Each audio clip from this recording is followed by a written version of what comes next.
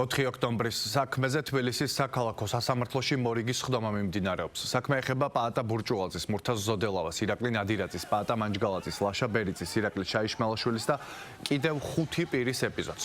დღევანდელ ხდომაზე ბრალდების მხარის მტკიცებულებების გამოკვლევა გრძელდება. მხარეები ბრალდების მხარის მოწმეს გამოკითხავენ, რომელიც საქმეზე მთავარი გამომძიებელი იყო.